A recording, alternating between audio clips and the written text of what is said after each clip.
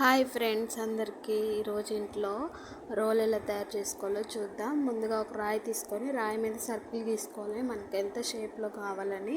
ఇక రాళ్ళ కోసం మిషన్ తోటి ఘాట్లు పెట్టుకొని శామనంతో దాన్ని సుత్తుతో కొట్టుకోవాలి ఫ్రెండ్స్. శామనం ద్వారా అదంతా వెళ్ళిపోతే ఇక దాంట్లో ఏమి చిన్న చిన్న స్టోన్స్ ఉండుకోకుండా ఈ మిషన్ తోటి దాన్ని ఇలా క్లీన్ చేసుకోవాలి. మిషన్ లేకపోతే శామనంతో కొట్టుకుంటూ ఉంటుంటే స్మూత్ అయిపోద్ది. నూరే కొద్దీ మా కాడ ఉంది కాబట్టి మేము చేసాము. అలా స్మూత్గా చేస్తూనే ఉండాలి ఫ్రెండ్స్.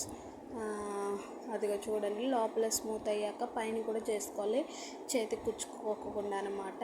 ఈ రాయి ఇల్లు కట్టేటప్పుడు పునాదులలో వేస్తారు, సైజు రాయి అని, అదనమాట.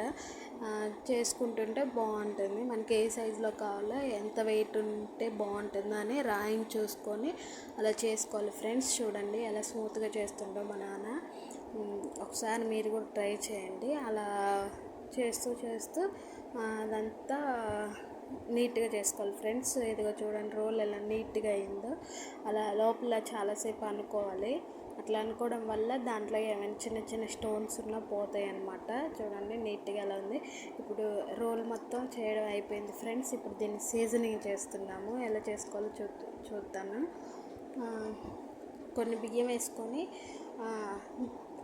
అంటే నానబెట్టిన బియ్యం కానీ పొడి బియ్యం కానీ, మేము ఇక్కడ పొడి బియ్యం తీసుకుంటున్నాం. పొడి బియ్యం దంచుకొని మెదికే కొద్దీ కొంచెం కొంచెం వాటర్ యాడ్ చేసుకుంటూ ఆ బియ్యాన్ని దంచుకుంటూ ఉండాలి.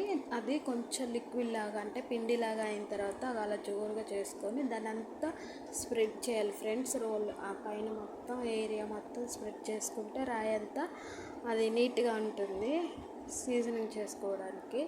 చూడండి ఎంత బాగా వస్తుందో. అలా చేసుకోవాలి ఫ్రెండ్స్. ఒకసారి చూడండి మీరు. ఏ రోకల్ బండితో అయినా, అంటే చిన్న చిన్న రాళ్ళలాగా చేసుకోవచ్చు. చక్కగా మనకి ఎంత వెయిట్ ఉన్నాయైనా ఈ రోట్లో దంచుకోవచ్చు. ఇంట్లో ధనియాలు, అల్లం, చిన్న చిన్న మసాలా లాంటివి ఏవైనా చేసుకోవచ్చు నూరుకోవడానికి అనమాట. చూడండి ఎంత నీట్గా కనిపిస్తుందో. నల్లరాయి అయితే చాలా బాగుంటుంది ఫ్రెండ్స్. నల్లరాయిని ట్రై చేయండి మీరు కూడా ఒకసారి. అదంతా అదిగా చూడండి, చూడండి చేతికి ఏం కుచ్చుకోవట్లేదు, ఎంత స్మూత్గా ఉందో, చాలా క్లియర్గా కనిపిస్తుంది. వాటర్ పోసి కడిగాక ఒకసారి తోడుస్తున్నా, మీరు చూద్దురు కానీ వాటర్ అంతా తీసేసి. అది చూడండి వాటర్ ఎంతైనా స్టోర్ అయ్యేలాగా చిన్నది చాలు ఫ్రెండ్స్. మరీ పెద్ద పెద్దవి కాకుండా, అంటే వర్షం వస్తే ఇట్లా వర్షంలో బయటికి వెళ్ళి నూరే బదులు చిన్న చిన్న రోటి పచ్చళ్ళు కూడా ఇందులో నూరుకోవచ్చు. చూడండి చాలా బాగుంది. మా వీడియోస్ నచ్చితే లైక్ చేయండి, షేర్ చేయండి. ప్లీజ్ సబ్స్క్రైబ్ చేసుకోండి ఫ్రెండ్స్ మా ఛానల్ని.